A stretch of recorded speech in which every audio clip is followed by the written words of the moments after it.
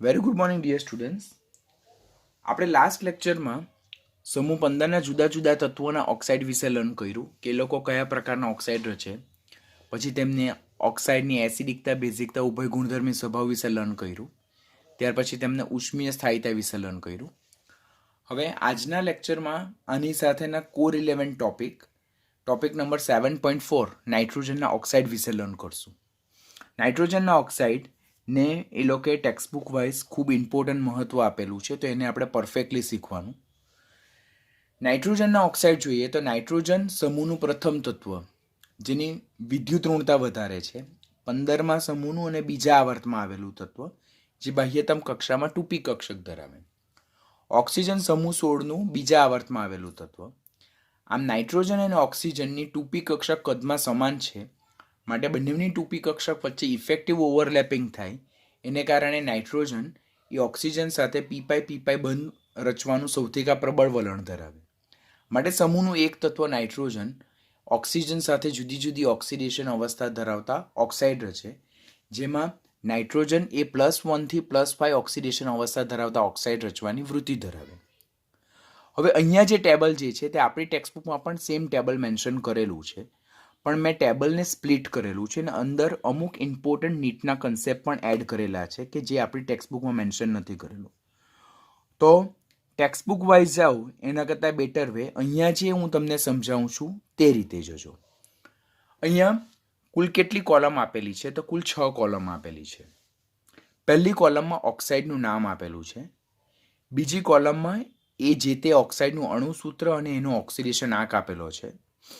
ત્રીજી કોલમમાં જે તે ઓક્સાઇડમાં નાઇટ્રોજનનું સંકરણ હાઇબ્રિડાઇઝેશન આપેલું છે કે જે ટેક્સ્ટબુકમાં મેન્શન નથી કરેલું અને કોમ્પિટિટિવમાં પૂછાવા લાયક ક્વેશ્ચન છે. ચોથી કોલમમાં નાઇટ્રોજનની ભૌતિક સ્થિતિ આપેલી છે, ટેક્સ્ટબુકમાં આપેલું છે. પાંચમી કોલમમાં રાસાયણિક સ્વભાવ આપેલો છે, તે પણ ટેક્સ્ટબુકમાં આપેલું છે, પણ મેં અહીંયા તમને ખૂબ જ સરળ રીતે યાદ રહી અને એક વખત જોવાથી યાદ રહે એ રીતે સમજાવેલું છે. અને લાસ્ટ કોલમમાં તેમનો મેગ્નેટિક નેચર, ચુંબકીય સ્વભાવ આપેલો છે કે જે ટેક્સ્ટબુકમાં નથી આપેલો. તો કેટલી વસ્તુ અહીંયા એક્સ્ટ્રા જે છે, તો અહીંયા 2 વસ્તુ એક્સ્ટ્રા છે. એક સંકરણ અને સેકન્ડ ચુંબકીય સ્વભાવ. આ 2 કોલમ અહીંયા એક્સ્ટ્રા છે. સાથે સાથે અહીંયા આપણે ભૌતિક સ્થિતિ અને રાસાયણિક સ્વભાવને પણ ખૂબ જ સરળતાથી યાદ રાખી શકીએ એ રીતે મેન્શન કરેલું છે. વિલ સ્ટાર્ટ ફર્સ્ટ નાઇટ્રોજનનો પહેલો ઓક્સાઇડ જેનું સૂત્ર N2O છે. હવે અહીંયા જો 2 નાઇટ્રોજન પરમાણુ દીઠ 1 ઓક્સિજન પરમાણુ છે, એટલે એને શું કહેવાય? ડાય નાઇટ્રોજન ઓક્સાઇડ.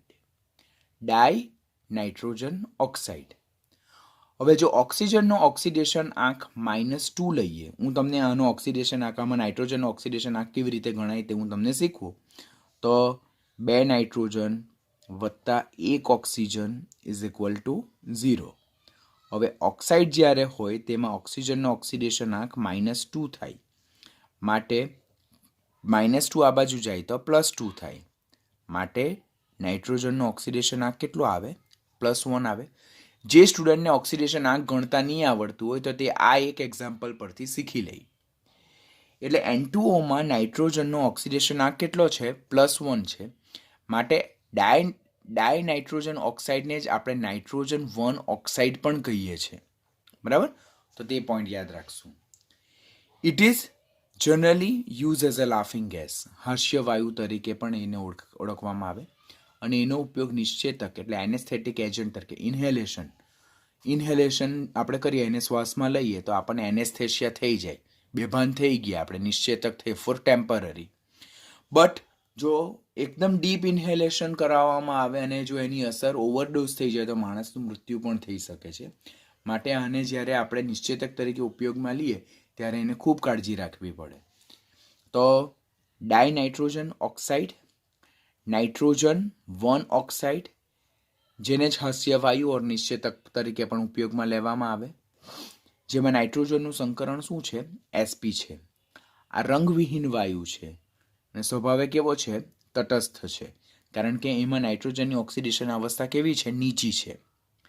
એના પછી બીજો ઓક્સાઇડ જે છે તે નાઇટ્રોજન મોનોક્સાઇડ છે. નાઇટ્રોજન મોનોક્સાઇડ, એક નાઇટ્રોજન પરમાણુ અને એક ઓક્સિજન પરમાણુ, એને નાઇટ્રોજન મોનોક્સાઇડ કહેવાય. એમાં નાઇટ્રોજનનો ઓક્સિડેશન આંક +2 છે, તો એને નાઇટ્રોજન 2 ઓક્સાઇડ કહેવાય. આને જ નાઇટ્રિક ઓક્સાઇડ પણ કહેવાય. કોઈક સ્ટેટની એન્ટ્રન્સ એક્ઝામ, એન્જિનિયરિંગની એન્ટ્રન્સ એક્ઝામમાં ક્વેશ્ચન પૂછાયેલો છે કે નાઇટ્રિક ઓક્સાઇડનું સામાન્ય અણુસૂત્ર શું? Simple question. નાઇટ્રિક ઓક્સાઇડનું સામાન્ય અણુસૂત્ર શું? N2O, NO, NO2 or N2O3? તો simple NO, but it is not given in text book. તો તે આપણે યાદ રાખવાનું. તો આને નાઇટ્રોજન મોનોક્સાઇડ પણ કહેવાય અને એમાં નાઇટ્રોજનનો ઓક્સિડેશન આંક +2 છે એટલે એને નાઇટ્રોજન 2 ઓક્સાઇડ પણ કહેવાય અને એને જ નાઇટ્રિક ઓક્સાઇડ પણ કહેવાય. હવે એ પણ કેવો છે? રંગવિહીન વાયુ છે. એ પણ કેવો છે? તટસ્થ છે.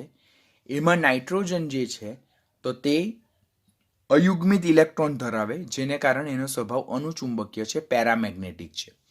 તો હવે અહીંયાથી ક્વેશ્ચન પૂછવામાં આવે કે નીચેનામાંથી નાઇટ્રોજનનો કયો ઓક્સાઇડ અનુચુંબકીય છે, પેરામેગ્નેટિક છે? તો એના માટે તમારે એના સ્ટ્રક્ચર ડ્રો કરવા પડે. આ ટેબલ સમજાવ્યા બાદ આપણે જે ટેબલ છે તેના પર જવાના છે. સ્ટ્રક્ચર, રેઝોનન્સ સ્ટ્રક્ચરવાળા ટેબલ પર જવાના છે. તો તે આપણે યાદ રાખશું. એટલે આ બે જ્યારે રોને હું ફોલો કરું, N2O અને NO, તો આમાં +1, આમાં +2, આમાં સંકરણ sp, આમાં સંકરણ sp2, બંને જ રંગવિહીન અને બંને જ તટસ્થ છે. જો બંને માટે કોમનલી યાદ રાખવાનું. પહેલા બે જે છે N2O અને NO તે રંગવિહીન વાયુ છે અને તેઓ સ્વભાવે કેવા છે? તટસ્થ છે. ત્રીજો જે ઓક્સાઇડ છે તેમાં જો કે એમાં 2 નાઇટ્રોજન પરમાણુ અને 3 ઓક્સિજન પરમાણુ, એટલે એને કહેવાય ડાય નાઇટ્રોજન ટ્રાયોક્સાઇડ. ડાય 2,4 ડાય નાઇટ્રોજન ટ્રાયઓક્સાઇડ, જેમાં નાઇટ્રોજનનો ઓક્સિડેશન આંક +3 છે એટલે એને નાઇટ્રોજન 3 ઓક્સાઇડ પણ કહેવાય અને એને જ નાઇટ્રોજન સેસ્ક્વી ઓક્સાઇડ પણ કહેવામાં આવે. જે કેવા રંગનો પદાર્થ છે? વાદળી રંગનો ઘન પદાર્થ છે. ખાસ કેરેક્ટરિસ્ટિક છે. જો મેં એવું પણ પ્રયત્ન કરેલો છે કે એના રંગ અનુસાર મેં અહીંયા સ્કેચ કલર યુઝ કરેલા છે. તો નીચેનામાંથી વાદળી રંગનો ઘન પદાર્થ કયો ઓક્સાઇડ છે નાઇટ્રોજનનો? તે N2O3 ઓર N2O3 ની ભૌતિક સ્થિતિ કઈ છે? તો એ વાદળી રંગનો ઘન પદાર્થ છે. બરાબર. ત્યાર પછી નાઇટ્રોજન ડાયોક્સાઇડ. નાઇટ્રોજન ડાયોક્સાઇડ, જેમાં નાઇટ્રોજનનો ઓક્સિડેશન આંક +4 છે એટલે એને નાઇટ્રોજન 4 ઓક્સાઇડ પણ કહેવાય અને એને નાઇટ્રોજન પેરોક્સાઇડ પણ કહેવામાં આવે. ત્યાર પછી એ કેવા રંગનો વાયુ છે? તો એ બદામી રંગનો વાયુ છે. Very important. NO2 બદામી રંગનો, N2O3 વાદળી રંગનો ઘન પદાર્થ, એની ઉપરના રંગવિહીન વાયુ.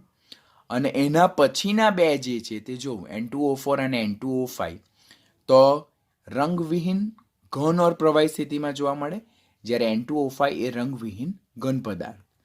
તો આપણે શું યાદ રાખવાનું કે પહેલા બે રંગવિહીન વાયુ, છેલ્લા બે બી રંગવિહીન, તેમાં છેલ્લું રંગવિહીન ઘન અને એની ઉપરનું રંગવિહીન ઘન ઓર પ્રવાહી. યાદ રહ્યું? આપણી પાસે 4 છે. જો આ 6 છે. તેમાં પહેલા બે રંગવિહીન વાયુ, એના પછી વાદળી રંગનો ઘન પદાર્થ, એના પછી બદામી રંગનો વાયુ અને એના પછીના જે બે આવે તે બંને રંગવિહીન, તેમાં છેલ્લું રંગવિહીન ઘન અને એની ઉપરનો રંગવિહીન ઘન ઓર પ્રવાહી. બધા યાદ રહી ગયા, બધાની ભૌતિક સ્થિતિ યાદ રહી ગઈ. પરંતુ આ જે ઓક્સાઇડ જે છે તેને સિક્વન્સમાં યાદ રાખવા પડે. કે સિક્વન્સમાં કેવી રીતે યાદ રાખવાના આપણે? N2O, NO, N2O3, NO2, N2O4 અને N2O5. હવે અહીંયા N2O3 પછી NO2 લેવાનું છે. N2O3 પછી NO2 લેવાનું છે, N2O4 નથી લેવાનું. એટલે પહેલા N2O, પછી NO, પછી N2O3, પછી NO2, પછી N2O4 અને ત્યારબાદ લાસ્ટમાં શું આવે? N2O5. તેમાં પહેલા બે રંગવિહીન વાયુ, છેલ્લા બે રંગવિહીન, તેમાં છેલ્લું રંગવિહીન ઘન, એની ઉપરનો રંગવિહીન ઘન ઓર પ્રવાહી, એની ઉપર બદામી રંગનો વાયુ અને એની ઉપર વાદળી રંગનો ઘન પદાર્થ. બધાના ઓક્સિડેશન આંક તો તમને ફાઇન કરતા આવડે. પહેલાનું સંકરણ N2O માં નાઇટ્રોજનનું સંકરણ sp, બાકીના બધામાં નાઇટ્રોજનનું સંકરણ શું છે? sp2 છે. Very easy. બરાબર. જો બધામાં નાઇટ્રોજનનું સંકરણ sp2. પહેલા બે જે છે તે તટસ્થ છે. N2O અને NO તે નાઇટ્રોજનની નીચી ઓક્સિડેશન અવસ્થાને કારણે કેવા છે? તટસ્થ છે. જ્યારે છેલ્લા 4 જે છે તે સ્વભાવે કેવા છે? એસિડિક સ્વભાવના છે. જો ટેબલ કેટલું પરફેક્ટલી રેડી થાય મારું, N2O, NO, N2O3, NO2, N2O4, N2O5, +1, +2, +3, +4, +4, +5. પહેલામાં નાઇટ્રોજનનું સંકરણ sp, બાકીના બધામાં sp2. પહેલા બે રંગવિહીન વાયુ, છેલ્લા બે રંગવિહીન, તેમાં છેલ્લો રંગવિહીન ઘન, એની ઉપર રંગવિહીન ઘન પ્રવાહી, એની ઉપર બદામી રંગનો વાયુ, એના પર વાદળી રંગનો ઘન પદાર્થ. પહેલા બે તટસ્થ અને એના પછીના જે છેલ્લા 4 છે તે કેવા છે? એસિડિક સ્વભાવના છે. બીજું જે છે ધેટ ઇઝ NO, તો તેમાં અયુગ્મિત ઇલેક્ટ્રોનની હાજરીને કારણે તે કેવા સ્વભાવનું ધરાવે છે? અનુચુંબકીય પેરામેગ્નેટિક છે. એવી જ રીતે નાઇટ્રોજન ડાયોક્સાઇડ જે છે તે પણ સ્વભાવે કેવું છે? અનુચુંબકીય. એટલે બીજું અને ચોથું છે તે અયુગ્મિત ઇલેક્ટ્રોનની હાજરીને કારણે અનુચુંબકીય સ્વભાવ ધરાવે. પાંચમું જે છે ધેટ ઇઝ N2O4, તે પ્રતિચુંબકીય છે, ડાયામેગ્નેટિક છે. તે કોની હાજરીને લીધે? યુગ્મિત ઇલેક્ટ્રોનની હાજરીને લીધે. અત્યારે ટેબલ યાદ રાખો જનરલી તો તે રીતે યાદ રાખવાનું, ઓર એલ્સ હું તમને આના પછી જ અત્યારે જ હું તમને આના રિલેટેડ રેઝોનન્સ સ્ટ્રક્ચરમાં એ બંધારણ શીખવીશ કે શા માટે તેઓ અનુચુંબકીય છે ઓર પ્રતિચુંબકીય છે. તો તેમાં તમારો ડાઉટ એકદમ ક્લિયર થઈ જશે. તો આ રીતે નાઇટ્રોજનના જુદા જુદા ઓક્સાઇડ, નાઇટ્રોજન ડાયોક્સાઇડ, નાઇટ્રોજન ડાયઓક્સાઇડ, જેમાં નાઇટ્રોજનનો ઓક્સિડેશન આંક +4 એટલે એને નાઇટ્રોજન 4 ઓક્સાઇડ ઓર નાઇટ્રોજન પેરોક્સાઇડ બી કહેવાય. ડાય નાઇટ્રોજન ટેટ્રોક્સાઇડ, તો ડાય નાઇટ્રોજન ટેટ્રોક્સાઇડ જેને નાઇટ્રોજન 4 ઓક્સાઇડ બી કહેવાય, બીકોઝ એમાં નાઇટ્રોજનનો ઓક્સિડેશન આંક +4 છે. હવે અહીંયા નાઇટ્રોજનનો +4 ઓક્સિડેશન આંક બંનેમાં સેમ છે, પણ એક NO2 છે અને એક N2O4 છે. NO2 બદામી રંગનો વાયુ છે, જ્યારે N2O4 એ રંગવિહીન ઘન અને પ્રવાહી છે. NO2 એ અનુચુંબકીય છે, જ્યારે N2O4 એ પ્રતિચુંબકીય ઓર ડાયામેગ્નેટિક સ્વભાવનો છે. અને લાસ્ટમાં જે છે જે રંગવિહીન ઘન પદાર્થ છે, જે sp2, જેમાં નાઇટ્રોજનનું સંકરણ sp2 છે, જે સ્વભાવે એસિડિક છે, જેમાં નાઇટ્રોજનનો ઓક્સિડેશન આંક +5 છે, તો તે છે ડાય નાઇટ્રોજન પેન્ટોક્સાઇડ, જેને નાઇટ્રોજન 5 ઓક્સાઇડ પણ કહેવાય, બીકોઝ એમાં નાઇટ્રોજનનો ઓક્સિડેશન આંક કેટલો છે? +5. તો આ ટેબલ મેં સારામાં સારી રીતે અહીંયા તમને એક જ એટમમાં યાદ રહી જાય એ રીતે શીખવ્યું છે. તો તમારે કમ્પલસરી આ ફોર્મમાં જ યાદ રાખવાનું. એક વખત ધ્યાનથી જોજો, ફક્ત એક જ વખત 10 મિનિટ માટે ટેબલને પરફેક્ટ ધ્યાનથી જોજો. હું તમને 101% ગેરંટી આપીને કહું, તમારે ટેબલને સેકન્ડ ટાઈમ જોવું પણ નહીં પડશે. હવે આ નાઇટ્રોજનના જે જુદા જુદા ઓક્સાઇડ છે તેની બનાવટ અને સાથે સાથે એક્સ્ટ્રા ઇમ્પોર્ટન્ટ પોઈન્ટ. પહેલું N2O, જેને નાઇટ્રોજન 1 ઓક્સાઇડ પણ કહેવાય ઓર ડાયનાઇટ્રોજન ઓક્સાઇડ પણ કહેવાય. તે કેવી રીતે બને? તો એમોનિયમ નાઇટ્રેટ, તેનું ઉષ્મીય વિઘટન કરવામાં આવે તો એમાંથી N2O અને H2O છૂટા પડે. સ્ટેટમેન્ટ યાદ રાખવાનું કે N2O ની બનાવટ કેવી રીતે કરવામાં આવે, સ્ટેટમેન્ટ જ ડાયરેક્ટ યાદ રાખજો, તેના બેઝ પરથી સમીકરણ લખવાનું ઇઝી રહેશે. એમોનિયમ નાઇટ્રેટનું ઉષ્મીય વિઘટન કરવાથી એમાંથી N2O અને H2O છૂટા પડે. રિએક્શન બેલેન્સ કરવાનું પછી યાદ રાખવાનું, પહેલાં કેવી રીતે બને તે બનાવટ યાદ રાખવાનું. તો હવે અહીંયાથી ક્વેશ્ચન શું પૂછાય કે એમોનિયમ નાઇટ્રેટના ઉષ્મીય વિઘટનથી નીચેનામાંથી નાઇટ્રોજનનો કયો ઓક્સાઇડ જનરેટ થાય? તો ધેટ ઇઝ N2O. સેકન્ડ છે નાઇટ્રિક ઓક્સાઇડ. તો નાઇટ્રિક ઓક્સાઇડ કેવી રીતે? તો સોડિયમ નાઇટ્રાઇટની એસિડિક ફેરસ સલ્ફેટ સાથે જ્યારે પ્રક્રિયા કરવામાં આવે, સોડિયમ નાઇટ્રાઇટ, હું ડાયરેક્ટ સ્ટેટમેન્ટને જ યાદ રાખું છું. સોડિયમ નાઇટ્રાઇટની એસિડિક ફેરસ સલ્ફેટ સાથે જ્યારે પ્રક્રિયા થાય ત્યારે એમાંથી નાઇટ્રિક ઓક્સાઇડ જનરેટ થાય. ફેરસ સલ્ફેટનું ફેરિક સલ્ફેટમાં રૂપાંતર થાય અને સોડિયમ નાઇટ્રાઇટની H2SO4 સાથેની પ્રક્રિયાથી સોડિયમના બાયસલ્ફેટ જનરેટ થાય. આમ સોડિયમ નાઇટ્રાઇટની જ્યારે એસિડિક ફેરસ સલ્ફેટ સાથે પ્રક્રિયા થાય, રિએક્શન તો પછી બેલેન્સ કરવાનું આવે. પહેલાં તો આપણને સ્ટેટમેન્ટ યાદ રહેવું જોઈએ કે હાઉ ધીસ એકચ્યુઅલી ફોર્મ, આ કેવી રીતે બને તે સ્ટેટમેન્ટ પહેલાં યાદ રહેવું જોઈએ. તો સોડિયમ નાઇટ્રાઇટ આ નાઇટ્રેટ છે, જો NO3 -1 તો નાઇટ્રેટ, આ NO2 -1 તો નાઇટ્રાઇટ, N-3 હોય તો નાઇટ્રાઇડ અને N3 -1 હોય તો એઝાઇડ. આ બધા આયનો યાદ રાખજો, રેડોક્સ માટે ઇમ્પોર્ટન્ટ વન. તો સોડિયમ નાઇટ્રાઇટની એસિડિક ફેરસ સલ્ફેટ સાથે જ્યારે પ્રક્રિયા થાય તો ત્યારે ફેરસ સલ્ફેટનું ફેરિક સલ્ફેટમાં રૂપાંતર થાય. સોડિયમ નાઇટ્રાઇટની સલ્ફ્યુરિક એસિડ સાથેની પ્રક્રિયાથી સોડિયમ બાયસલ્ફેટ બને અને નાઇટ્રોજન જે છે તેના નાઇટ્રિક ઓક્સાઇડમાં રૂપાંતર થાય, એનઓમાં રૂપાંતર થાય. હવે આ જ એનઓ જે છે, નાઇટ્રોજન મોનોક્સાઇડ જે છે, તે બીજી કેવી રીતે બને? તો વાતાવરણનો જે ઉપરનો ભાગ હોય તેમાં જ્યારે વીજળીના ચમકારા થાય તો વીજળીના ચમકારા થવાથી પુષ્કળ પ્રમાણમાં ગરમી ઉત્પન્ન થાય અને જેને કારણે જે સામાન્ય તાપમાને N2 અને O2 એકબીજા સાથે પ્રક્રિયા નથી કરી શકતા, તો તે વીજળીને લીધે ઉત્પન્ન થતી અતિશય ગરમીને લીધે બંને પ્રતિક્રિયાત્મક બને અને બંને એકબીજા સાથે રિવર્સિબલી સંયોજાઈને શું બનાવે છે? નાઇટ્રિક ઓક્સાઇડ બને. આ જ નાઇટ્રિક ઓક્સાઇડ વાતાવરણના વધુ પડતા ઓક્સિજનના હાજરીમાં સંપર્કમાં આવે વેરી ક્વિકલી અને નાઇટ્રોજન ડાયોક્સાઇડમાં રૂપાંતર થાય. તો હવે અહીંયાથી ક્વેશ્ચન જેઈમાં પૂછાયેલો ક્વેશ્ચન કે વાતાવરણમાં જ્યારે વીજળીના ચમકારા થાય ત્યારે નીચેનામાંથી નાઇટ્રોજનનું કયું સંયોજન જનરેટ થાય? તો તે કયું સંયોજન જનરેટ થાય? NO, that is nitric oxide, જેને નાઇટ્રોજન મોનોક્સાઇડ ઓર નાઇટ્રોજન 2 ઓક્સાઇડ પણ કહેવામાં આવે. તો આ રીતે નાઇટ્રિક ઓક્સાઇડ જે છે, નાઇટ્રોજન 2 ઓક્સાઇડ છે, તે આ બે પ્રોસેસથી બને.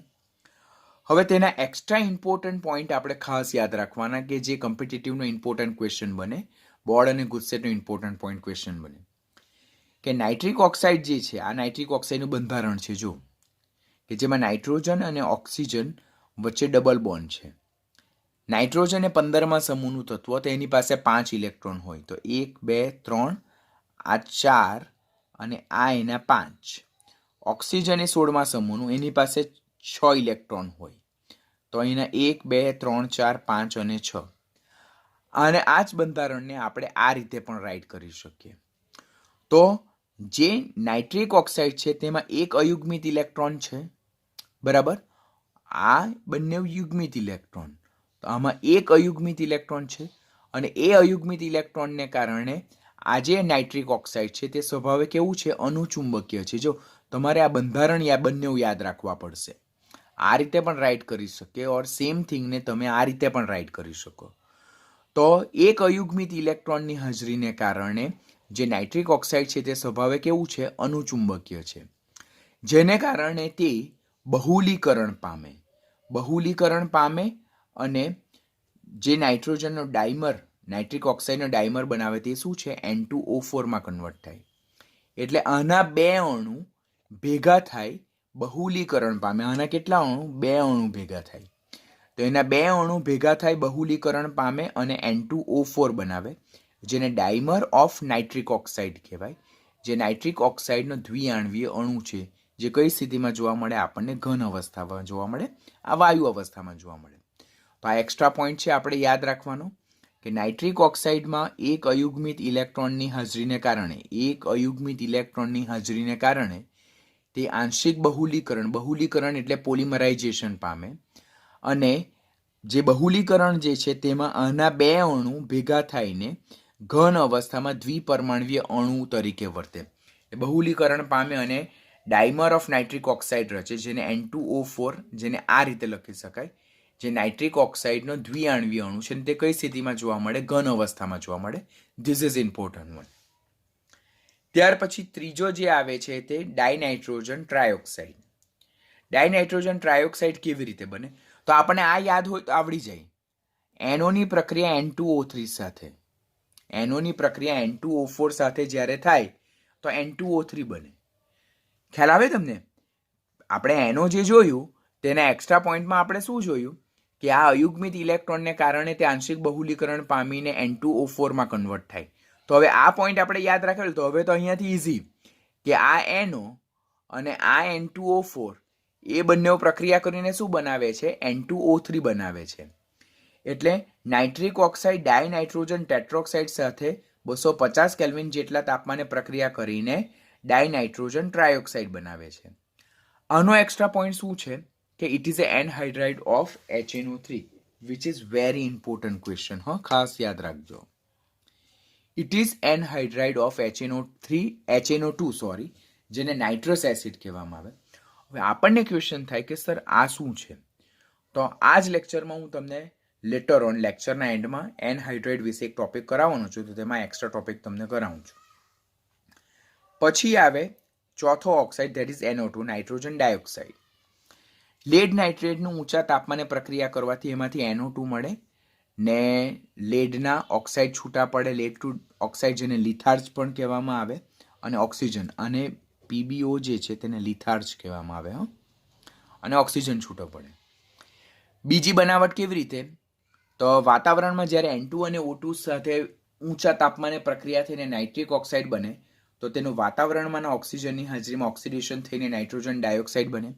ત્રીજી પ્રક્રિયા, કોપરની સાંદ્ર HNO3 સાથે પ્રક્રિયા થતાં કોપર નાઇટ્રેટ બને, NO2 છૂટો પડે અને H2O. તો આ રીતે NO2 ને 3 રીતે બનાવી શકાય. આપણી ટેક્સ્ટબુકમાં એક પ્રિપરેશન આ આપેલી છે, આ 11માં પ્રિપરેશન આપેલી છે, આ 12માં જ HNO3ની ટૂંકનોંધ આવે છે, તેમાં આપણે ડિટેલમાં શીખવાના છે. આ નાઇટ્રોજન ડાયોક્સાઇડ, નાઇટ્રોજન ડાયોક્સાઇડ કેવી રીતે બને? તો સ્ટેટમેન્ટ ખાસ યાદ રાખવાના કે લેડ નાઇટ્રેટનું વિઘટન કરવાથી નાઇટ્રોજન ડાયોક્સાઇડ છૂટો પડે, લિથાર્જ છૂટો પડે અને O2 છૂટો પડે. નાઇટ્રિક ઓક્સાઇડનું વાતાવરણમાં ઓક્સિજનની હાજરીમાં ઓક્સિડેશન થતાં NO2 મળે, અને કોપરની સાંદ્ર HNO3 સાથે પ્રક્રિયા થતાં કોપર નાઇટ્રેટ, NO2 અને H2O. સ્ટેટમેન્ટ યાદ રાખજો, રિએક્શન બેલેન્સિંગ સેકન્ડરી પોઈન્ટ છે. પહેલાં સ્ટેટમેન્ટ અને સમીકરણ બનાવતા આવડવું જોઈએ, રિએક્શન તો પછી તમે મારી મચડીને પણ બેલેન્સ કરી નાખશો. તો please first remember the statement and the overall process. હવે આ નાઇટ્રોજનનો આ પોઈન્ટ પણ એક્સ્ટ્રા જે છે તે પણ ખાસ કોમ્પિટિટિવ માટેનો ઇમ્પોર્ટન્ટ છે. નાઇટ્રોજન ડાયોક્સાઇડ જે કોણીય આકાર ધરાવે, બરાબર, તેનું બંધારણ આવું છે કે આ વાયુ અવસ્થામાં જે નાઇટ્રોજન ડાયોક્સાઇડ છે તે પણ એક અયુગ્મિત ઇલેક્ટ્રોન ધરાવે છે. તો તેના બે અણુ એકબીજા સાથે પ્રક્રિયા કરે, પોલિમરાઇઝેશન પામે એટલે કે ડાયમરાઇઝેશન પામે, અને એ વધુ સ્થાયી એવા શેમાં રૂપાંતર પામે? N2O4 માં રૂપાંતર પામે, જેનું બંધારણ આવું છે. હવે આ બંધારણ જોઈએ તો આપણી પાસે જે બધા ઇલેક્ટ્રોન છે તે બધા શેમાં છે? પેરમાં છે. તો એ કેવા છે? યુગ્મિત ઇલેક્ટ્રોન છે. અને આને N2O4 અણુ કહેવાય, જે કેવા પ્રકારનો છે? સ્થાયી અણુ. તો આ રિએક્શન યાદ રાખવાનું કે વાયુ અવસ્થામાં રહેલો નાઇટ્રોજન ડાયોક્સાઇડ વાયુ અયુગ્મિત ઇલેક્ટ્રોન ધરાવે, અને જે ડાયમેરાઇઝેશન પ્રોસેસ દ્વારા વધુ સ્થાયી એવા યુગ્મિત ઇલેક્ટ્રોન ધરાવતા N2O4 અણુમાં રૂપાંતર પામે છે. તો આ રિએક્શન તમારે કમ્પલસરી યાદ રાખવાનું. હું જે પ્રમાણે ટેબલ તમને રેડી કરી આપું છું તે પ્રમાણે ટેબલ યાદ રાખજો. MCQ માટે કન્ટેન્ટ યાદ રાખવા માટે આ રીતેનું ટેબલ તમારા માટે ખૂબ ઇઝી થઈ જશે. પછી 5મો, ડાયનાઇટ્રોજન ટેટ્રોક્સાઇડ. અત્યારે જ આપણે જોયું કે નાઇટ્રોજન ડાયોક્સાઇડ કે જે વાયુ અવસ્થામાં અયુગ્મિત ઇલેક્ટ્રોન ધરાવે, કે જે બદામી રંગનો વાયુ છે, હવે અયુગ્મિત ઇલેક્ટ્રોન ધરાવે માટે અનુચુંબકીય એટલે કે પેરામેગ્નેટિક છે. તેને જો ઠંડુ પાડવામાં આવે, બરાબર, તે વધુ સ્થાયી એવા ડાયનાઇટ્રોજન ટેટ્રોક્સાઇડમાં રૂપાંતર થાય, કે જે રંગવિહીન છે, ઘન ઓર પ્રવાહી સ્થિતિમાં જોવા મળે. આપણને જોયું છે N2O4 સ્વભાવ શું? તો એ ઘન ઓર પ્રવાહી સ્થિતિમાં જોવા મળે. અહીંયા આપણે વાયુ સ્થિતિમાં લખીએ તો પણ ચાલે, બિકોઝ આપણી ટેક્સ્ટબુકમાં અહીંયા વાયુ સ્થિતિ મેન્શન કરેલી છે, કે જે યુગ્મિત ઇલેક્ટ્રોન ધરાવે અને સ્વભાવે કેવું છે? પ્રતિચુંબકીય. પરંતુ જો ટેમ્પરેચર વધી જાય તો આ જ N2O4 ફરીથી નાઇટ્રોજન ડાયોક્સાઇડમાં રૂપાંતર થઈ શકે છે. તો ઓવરઓલ આ રિએક્શન જે છે તે કોમ્પિટિટિવ માટેનો બેઝિક ક્વેશ્ચન બને છે. એ લોકો આ ક્વેશ્ચન પર ખાસ ફોકસ કરે છે કે બદામી રંગનો નાઇટ્રોજન ડાયોક્સાઇડનું જ્યારે બહુલીકરણ થાય ત્યારે એ કયા સંયોજનમાં રૂપાંતર થાય? તો એના નાઇટ્રોજન ડાયોક્સાઇડના બે અણુ બહુલીકરણ પામે અને N2O4 માં રૂપાંતર પામે. આના માટે ઠંડુ પાડવું જરૂરી છે. જો ગરમી પ્રોવાઈડ કરવામાં આવશે તો N2O4 will be converted two NO2, અને જો ઠંડુ કરવામાં આવે તો NO2 will be converted into N2O4, and this process is equilibrium in nature. આ બદામી રંગનો વાયુ છે, અનુચુંબકીય છે, આ રંગવિહીન છે, યુગ્મિત ઇલેક્ટ્રોન ધરાવે છે, અને કેવું છે? પ્રતિચુંબકીય એટલે કે ડાયમેગ્નેટિક સ્વભાવનું છે. પ્રતિચુંબકીય અને ડાયમેગ્નેટિક કહેવાય યુગ્મિત ઇલેક્ટ્રોન હોય ત્યારે, when electron are in pair. અને જ્યારે ઇલેક્ટ્રોન અલોન હોય, સિંગલ ઇલેક્ટ્રોન હોય, બરાબર, અયુગ્મિત ઇલેક્ટ્રોન હોય, not in pair, non pair electron જેને કહેવાય, ત્યારે એને અનુચુંબકીય પેરામેગ્નેટિક કહેવાય. અનુપ શબ્દ યાદ રાખવાનો ને અહીંયા પ્રદીપ શબ્દ યાદ રાખવાનો. પ્રદીપ એન્ડ અનુપ. તો એ રીતે તમને ખબર પડે, કારણ કે તમે ઘણી વખત શું કરો છો, અનુચુંબકીયને ડાયામેગ્નેટિક કહેવું છે અને પ્રતિચુંબકીયને પેરામેગ્નેટિક કહેવું છો. તો ધેટ વિલ બી ફોલ્સ. અનુચુંબકીય પેરામેગ્નેટિક અને પ્રતિચુંબકીય ડાયામેગ્નેટિક. ડાયામેગ્નેટિક એટલે ઇલેક્ટ્રોન ઇન પેર અને paramagnetic that means single electron, not in pair. આ જે N2O4 છે તેને mix anhydride of HNO2 and HNO3 કહેવાય. That is also important question. And N2O5 માં એને પણ એનહાઇડ્રાઇડ ઓફ નાઇટ્રિક એસિડ કહેવામાં આવે. That is also important question. હું લેટર ઓન તમને આ લેક્ચરમાં એક્સપ્લેન કરીશ. N2O5 કેવી રીતે બને, જેને ડાયનાઇટ્રોજન પેન્ટોક્સાઇડ કહેવામાં આવે. તો નાઇટ્રિક એસિડની જ્યારે ફોસ્ફરસ પેન્ટોક્સાઇડ સાથે પ્રક્રિયા થાય તો ત્યારે એમાંથી HPO3 જનરેટ થાય અને સાથે સાથે ડાયનાઇટ્રોજન પેન્ટોક્સાઇડ જનરેટ થાય છે. તો આ આપણે કમ્પલસરી યાદ રાખવાનું. આટલી બનાવટ છે અને એના એક્સ્ટ્રા પોઈન્ટ યાદ રાખવાના. હવે આ જે જુદા જુદા નાઇટ્રોજનના ઓક્સાઇડ જે છે તો તેના ઓક્સાઇડ એના જે આકાર જે છે, શેપ જે છે તે આપણે ખાસ યાદ રાખવાના. પહેલા બે ઓક્સાઇડ તે રેખીય સ્વભાવના છે, એટલે કે લિનિયર. એમનો આકાર રેખીય સ્વભાવનો નહીં, આકાર એમનો રેખીય છે, લિનિયર છે. ત્રીજો જે NO2, ત્રીજો નહીં પરંતુ નાઇટ્રોજન ડાયોક્સાઇડ, તે કોણીય છે, એંગ્યુલર છે. N2O3, N2O4 અને N2O5 તે કેવા છે, સમતલીય છે, એટલે કે પ્લેનર છે. તો આકાર યાદ રાખવાનું કેટલું ઇઝી. N2O અને NO તો તે રેખીય, લિનિયર, બીકોઝ આ આકાર તમને પૂછાય છે ક્વેશ્ચનમાં. પછી NO2 નો આકાર કોણીય, જેને એંગ્યુલર કહેવાય. N2O3, N2O4 અને N2O5 તો તે કેવા છે, સમતલીય, જેને કહેવામાં આવે છે પ્લેનર. તો this is also important one. આ જે નાઇટ્રોજન ઓક્સાઇડ વાળું ટેબલ છે ને, યાદ રાખવું બી મુશ્કેલ છે અને ક્વેશ્ચન પૂછાવા લાયક બી ઘણા બધા છે. એક ટેબલમાંથી કોઈ પણ ખૂણામાંથી કોઈ પણ ક્વેશ્ચન પૂછાય કે નીચેનામાંથી કયો બદામી રંગનો વાયુ, નીચેનામાંથી કયો રંગવિહીન વાયુ, નીચેનામાંથી કયો વાદળી રંગનો ઘન પદાર્થ, NO2 ની ભૌતિક સ્થિતિ કઈ જોવા મળે, કયો તટસ્થ સ્વભાવનો છે, પછી લેડ નાઇટ્રેટનું વિઘટન થતાં નાઇટ્રોજનનો કયો ઓક્સાઇડ જનરેટ થાય, ત્યાર પછી આંશિક બહુલીકરણ દ્વારા નીચેનામાંથી નાઇટ્રોજનનો કયો ઓક્સાઇડ બને, સમતલીય આકાર ધરાવતો નાઇટ્રોજનનો કયો ઓક્સાઇડ છે. તો આપણી સામે જ મેં તો જસ્ટ એકદમ બ્રીફલી કીધા, એવા 100 ક્વેશ્ચન 200 ક્વેશ્ચન આ ટેબલ પરથી જનરેટ થઈ શકે છે. તો ટેબલને જે મેનરમાં, જે રીતે મેં તમને રેડી કરાવ્યું છે તે રીતે પરફેક્ટ યાદ રાખજો પ્લીઝ. તો ડેફિનેટલી ટેબલ આપણું એકદમ પરફેક્ટલી નાઇસલી પ્રિપેર થઈ જશે અને એઝ વેલ તમને યાદ પણ રહી જશે. હવે નાઇટ્રોજનના જે આ ઓક્સાઇડ છે તેના રેઝોનન્સ સ્ટ્રક્ચર. હવે અહીંયા મેં તમને રેઝોનન્સ સ્ટ્રક્ચર કેવી રીતે ફોર્મ થાય તે સમજાવવાનો પ્રયત્ન કરેલો છે. તમારે જાતે બાકીના બધા યાદ રાખવાના પડશે. પહેલું N2O, ડાયનાઇટ્રોજન ઓક્સાઇડ. તો તેમાં જો કે નાઇટ્રોજન જે છે તો તે 15મા સમૂહનું તત્વ છે. તેની પાસે 5 ઇલેક્ટ્રોન હોય. તો અહીંયા એની પાસે 1, 2, 3, 4 અને 5, 6 ઇલેક્ટ્રોન છે, એટલે it is having minus charge. હવે એના જે અહીંયા લોન પેર ઓફ ઇલેક્ટ્રોન છે, ધેટ મીન્સ અબંધકારક ઇલેક્ટ્રોન યુગ્મ છે, તો તે અહીંયા બંધકારક ઇલેક્ટ્રોન યુગ્મમાં કન્વર્ટ થાય, બરાબર. અને ત્યાર પછી આ જે તમારા બંધકારક ઇલેક્ટ્રોન યુગ્મ છે તે અહીંયા લોન પેર ઓફ ઇલેક્ટ્રોન તરીકે શિફ્ટ થાય. પરિણામે એનું રેઝોનન્સ સ્ટ્રક્ચર આ રીતે જનરેટ થાય. આ એક ઓક્સાઇડના રેઝોનન્સ વિશે સમજાવ્યું છે. બીજું નાઇટ્રિક ઓક્સાઇડ.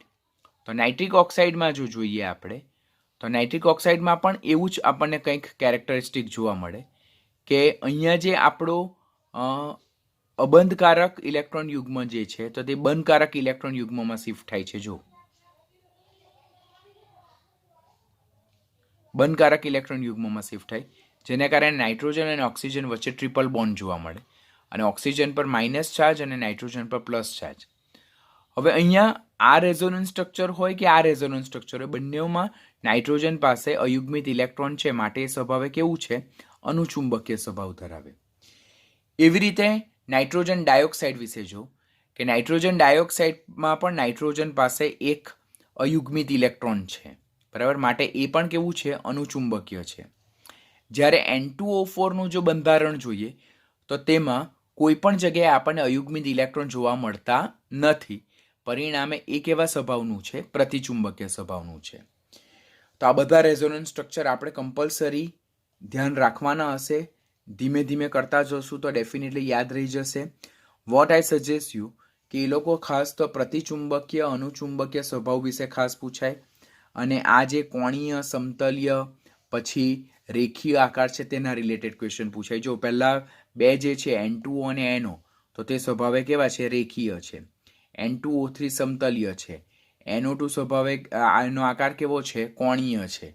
પછી N2O4 સમતલીય છે અને N2O5 પણ કેવું છે? સમતલીય છે. બધા બોન્ડ એંગલ ને બોન્ડ લેન્થ ને એ બધું તમે ગમે તેટલા પ્રયત્ન રાખીને અત્યારે કરવા જશો તો પણ at the end of your exam તમે ડેફિનેટલી એ શું થઈ જવાનું છે? એ તમને ભૂલાઈ જવાનું છે. તો બેટર વે અત્યારે નહીં કરો. જ્યારે તમારી નીટની ફાઇનલ એક્ઝામ આવે ત્યારે એક્ઝામના આગલે દિવસે જોઈ લેવાનું. જેટલું યાદ રહે તેટલું ઠીક, નહીં યાદ રહે તો પછી ભગવાન પર છોડી દેવાનું. અમુક ક્વેશ્ચન તો આપણને નહીં જ આવડવાના હોય, પરંતુ એને યાદ રાખવા માટે અનનેસેસરી મહેનત કરશો તો અત્યારે કદાચ મારી મછલીને પણ તમે યાદ રાખશો, પણ ફાઇનલ જ્યારે આપણે નીટની એક્ઝામ આપવા જવાના છે ત્યારે આગલે દિવસે આપણે કેમેસ્ટ્રી, ફિઝિક્સ અને બાયોલોજીના કમ્બાઇન્ડ ભેગા થઈને 100 ચેપ્ટરનું કન્ટેન્ટ રેડી કરવાનું છે. તો ત્યારે તો આ બધી વસ્તુ ભૂલાઈ જશે. એના કરતાં બેટર વે આ બંધકોણને જે બંધ લંબાઈને છે એ બધું સ્કીપ કરવાનું, ખાલી બધાના આકાર યાદ રાખવાના, અનુચુંબકીય, ચુંબકીય સ્વભાવ યાદ રાખવાનું અને રેઝોનન્સ સ્ટ્રક્ચર યાદ રાખવાનો પ્રયત્ન કરવાનો. રેઝોનન્સ સ્ટ્રક્ચર કરવા પડશે બિકોઝ ઘણી બધી બુકમાં આ જે નાઇટ્રોજનના જુદા જુદા ઓક્સાઇડના બંધારણના રિલેટેડ મેં ક્વેશ્ચન જોયા છે કે સપોઝ N2O4 આપી દે અને એમાંથી નીચેનામાંથી N2O4નું કયું રેઝોનન્સ સસ્પંદન બંધારણ શક્ય છે, કયું શક્ય નથી, એવો ક્વેશ્ચન પૂછાય તો ડેફિનેટલી આ ક્વેશ્ચન ઇઝી થઈ જાય તમારા માટે. એ તો આપણે 2-3 વખત જો ધ્યાનથી જોઈ લઈએ તો ડેફિનેટલી પરફેક્ટલી આપણને યાદ રહી જશે. પણ બંધકોણ, બંધ લંબાઈ એ બધું વસ્તુ યાદ નહીં રહી. ખાલી તમારે બધાના આકાર યાદ રાખવાના કે કોનો રેખીય, કોનો કોણીય, કોનો સમતલીય છે, પ્લેનર છે. તો એટલું યાદ રાખશો તો ડેફિનેટલી તમારા માટે ઇઝી થઈ જશે.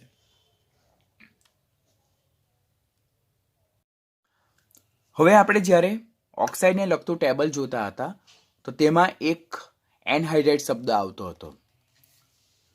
તો જ્યારે નાઇટ્રોજનના ઓક્સાઇડ જે છે તેને પાણીમાં દ્રાવ્ય કરવામાં આવે, ડિઝોલ્વ કરવામાં આવે, ત્યારે એનું રૂપાંતર તેમના અનુવર્તી ઓક્સો એસિડમાં થાય છે. Very most important thing. ગુજસેટમાં, બોર્ડની એક્ઝામમાં, કોમ્પિટિટિવની એક્ઝામમાં આના રિલેટેડ ક્વેશ્ચન ખાસ જોવા મળે છે. તો નાઇટ્રોજનના ઓક્સાઇડનું જ્યારે પાણીમાં ડિઝોલ્યુશન કરવામાં આવે ત્યારે તે એમના અનુવર્તી ઓક્સો એસિડમાં રૂપાંતર થાય. આ ઓક્સો એસિડમાંથી જો પાણીનો અણુ દૂર કરવામાં આવે એટલે કે ડિહાઇડ્રેશન, નિર્જલીકરણ કરવામાં આવે તો જે ઓક્સાઇડ પ્રાપ્ત થાય તે ઓક્સાઇડને તે ઓક્સો એસિડનો શું કહેવામાં આવે છે? એનહાઇડ્રેટ કહેવામાં આવે છે. પોઈન્ટ નંબર 1, બંને રિએક્શન રિવર્સિબલી થાય. ઓક્સાઇડને પાણીમાં દ્રાવ્ય કરતાં, ડિઝોલ્વ કરતાં જે મળે તેને ઓક્સાઇડનો ઓક્સો એસિડ કહેવાય. અને એ પર્ટિક્યુલર ઓક્સો એસિડમાંથી પાણીનો અણુ દૂર કરવામાં આવે એટલે નિર્જલીકરણ કરવામાં આવે, ડિહાઇડ્રેશન કરવામાં આવે તો જે ઓક્સાઇડ મળે તે ઓક્સાઇડને તે પર્ટિક્યુલર ઓક્સો એસિડનો શું કહેવામાં આવે છે? એનહાઇડ્રાઇડ કહેવામાં આવે. ઓક્સાઇડનું ડિઝોલ્યુશન કરવાથી ઓક્સો એસિડ મળે અને ઓક્સો એસિડનું નિર્જલીકરણ કરવાથી તે ઓક્સો એસિડનો એનહાઇડ્રાઇડ પર્ટિક્યુલર ઓક્સાઇડ મળે છે. આમ નાઇટ્રોજનના ઓક્સાઇડ જે છે તે પાણીમાં દ્રાવ્ય થઈને નાઇટ્રોજનના ઓક્સો એસિડમાં રૂપાંતર થાય. કે એવા આપણે 3 ઓક્સાઇડ વિશે ખાસ ધ્યાનમાં રાખવાનું. પહેલું છે ડાયનાઇટ્રોજન ટ્રાયોક્સાઇડ. ડાયનાઇટ્રોજન ટ્રાયોક્સાઇડને જ્યારે પાણીમાં દ્રાવ્ય કરવામાં આવે તો HNO2માં રૂપાંતર થાય. આ HNO2ને નાઇટ્રસ એસિડ કહેવાય. નાઇટ્રસ એસિડમાંથી જ્યારે પાણીનો અણુ દૂર થાય, રિવર્સિબલ પ્રોસેસ. હું પહેલાં આપણે ફોરવર્ડ રિએક્શન વિશે વિચારીએ. પુરોગામી દિશા, આ પુરોગામી દિશા અને આ પ્રતિગામી દિશા. તો જ્યારે ડાયનાઇટ્રોજન ટ્રાયોક્સાઇડ ઓર નાઇટ્રોજન 3 ઓક્સાઇડને પાણીમાં દ્રાવ્ય કરવામાં આવે તો પુરોગામી દિશામાં HNO2 મળે, નાઇટ્રસ એસિડ મળે જે નાઇટ્રોજનનો ઓક્સો એસિડ છે. હવે નાઇટ્રસ એસિડમાંથી જ્યારે પાણીનો અણુ દૂર કરવામાં આવે એટલે થિંક ફોર પ્રતિગામી રિએક્શન, રિવર્સ રિએક્શન. તો ત્યારે HNO2માંથી જ્યારે પાણીનો અણુ દૂર કરવામાં આવે એટલે HNO2નું નિર્જલીકરણ કરવામાં આવે તો એમાંથી N2O3 મળે. માટે N2O3ને નાઇટ્રસ એસિડનો શું કહેવામાં આવે છે? એનહાઇડ્રેટ કહેવામાં આવે. N2O3ને નાઇટ્રસ એસિડનો એનહાઇડ્રેટ. શા માટે? કારણ કે N2O3ને પાણીમાં દ્રાવ્ય કરવાથી નાઇટ્રસ એસિડ મળે. તો નાઇટ્રસ એસિડમાંથી પાણીનો અણુ દૂર કરવાથી N2O3 મળે. તો N2O3ને HNO2 એટલે નાઇટ્રસ એસિડનો એનહાઇડ્રેટ કહેવામાં આવે. એવી રીતે ડાયનાઇટ્રોજન પેન્ટોક્સાઇડ ઓર નાઇટ્રોજન ફાયઓક્સાઇડ તેનું પાણીમાં ડિઝોલ્યુશન કરવામાં આવે તો HNO3 મળે, જેને નાઇટ્રિક એસિડ કહેવામાં આવે. આ નાઇટ્રિક એસિડમાંથી પાણીનો જો અણુ દૂર કરવામાં આવે તો N2O5 મળે. માટે N2O5ને નાઇટ્રિક એસિડનો શું કહેવામાં આવે છે? એનહાઇડ્રેટ. Very most important. N2O3ને નાઇટ્રસ એસિડનો એનહાઇડ્રેટ કહેવામાં આવે, જ્યારે N2O5ને નાઇટ્રિક એસિડનો એનહાઇડ્રેટ કહેવામાં આવે. શા માટે N2O5ને નાઇટ્રિક એસિડનો એનહાઇડ્રેટ કહેવામાં આવે? બીકોઝ HNO3 મળે કેવી રીતે? તો N2O5ને પાણીમાં ડિઝોલ્વ કરવાથી HNO3 મળે, અને HNO3માંથી પાણી દૂર કરવાથી શું મળે? તો N2O5 મળે. માટે N2O5ને HNO3 એટલે નાઇટ્રિક એસિડનો શું કહેવામાં આવે છે? એનહાઇડ્રેટ કહેવામાં આવે છે. ત્યાર પછી NO2 એટલે નાઇટ્રોજન ડાયોક્સાઇડ. નાઇટ્રોજન ડાયોક્સાઇડને જ્યારે પાણીમાં દ્રાવ્ય કરવામાં આવે તો it will give you mixture of HNO2 and HNO3. Nitrogen ડાયોક્સાઇડને જ્યારે પાણીમાં દ્રાવ્ય કરવામાં આવે તો it will give you mixture of HNO2 and HNO3, nitrous acid and nitric acid. માટે આ જે નાઇટ્રોજન ડાયોક્સાઇડ જે છે તે નાઇટ્રોજન ડાયોક્સાઇડને HNO2 અને HNO3નો શું કહેવામાં આવે છે? મિક્સ એનહાઇડ્રેટ કહેવામાં આવે છે. તો ક્વેશ્ચન અહીંયાથી શું પૂછાય કે નાઇટ્રોજન ડાયોક્સાઇડને જ્યારે પાણીમાં દ્રાવ્ય કરવામાં આવે તો નીચેનામાંથી કયો એસિડ પ્રાપ્ત થાય? Option A nitrous acid, option B nitric acid, option C A and B both, and option D none of the following. તો નાઇટ્રોજન ડાયોક્સાઇડને પાણીમાં દ્રાવ્ય કરવામાં આવે તો નાઇટ્રસ એસિડ, નાઇટ્રોજન ડાયોક્સાઇડને પાણીમાં દ્રાવ્ય કરવામાં આવે તો નાઇટ્રસ એસિડ અને નાઇટ્રિક એસિડ બંને પ્રાપ્ત થાય. માટે કરેક્ટ ઓપ્શન શું આવે? સી, કે જેમાં HNO2 અને HNO3 બંને આન્સર હતા. તો these are the important oxo acid and there anhydrate. Compulsory યાદ રાખવાનું, મોસ્ટ ઇમ્પોર્ટન્ટ થિંગ. પ્લીઝ યાદ રાખજો. તમે કોમ્પિટિટિવના ક્વેશ્ચન જોશો ને તમને એવું લાગે કે સર તો બધી વસ્તુમાં ઇમ્પોર્ટન્ટ ક્યાં કરે, બટ જ્યારે તમે કોમ્પિટિટિવના ક્વેશ્ચન રિફર કરો તો ત્યારે તમને ખબર પડે એ લોકો એક પણ ટોપિકને એ લોકો છોડતા નથી. બધા ટોપિકનામાંથી કંઈ ને કોઈ ક્વેશ્ચન પૂછાય છે. તો લેક્ચરને ધ્યાનથી જોઉં. જે લેક્ચર જે દિવસે અપલોડ કરવામાં આવે તે લેક્ચર તે દિવસે પરફેક્ટલી એક કોન્સન્ટ્રેશન સાથે વંચાઈ ગયેલો હોવો જોઈએ, રેડી થઈ ગયેલો હોવો જોઈએ. અને રાત્રે આંખ બંધ કરીને કમ્પલસરી એ લેક્ચરમાં, એટલે કે મારો લેક્ચર જે અપલોડ થાય હવે વીકના 5 દિવસ અપલોડ થશે, તો 5 દિવસ રાત્રે સૂતી વખતે કમ્પલસરી તમને એ લેક્ચરનું એક એક કન્ટેન્ટ યાદ આવવું જોઈએ. જો યાદ આવી ગયું તો પી બ્લોક આખું ચેપ્ટર રેડી કરવામાં તમને ખૂબ સરળતા રહેશે. આ પ્રેક્ટિસ નહીં કરી તો આખું ચેપ્ટર તમારું બ્લેન્ક રહી જશે અને તમે ત્યારે એકદમ હેલ્પલેસ ફીલ કરશો. તો પ્લીઝ ડોન્ટ ડુ ધેટ. ઓછા મહિના બાકી છે. હવે રીડિંગ, હાર્ડવર્ક કમ્પલસરી વધારવું જ પડશે. એવરી ડેનું કન્ટેન્ટ એવરી ડે પ્રિપેર કરતા જજો, જેથી છેલ્લા 4 ચેપ્ટર તો પરફેક્ટ તમારા રૂટીનમાં જ પ્રિપેર થઈ જાય.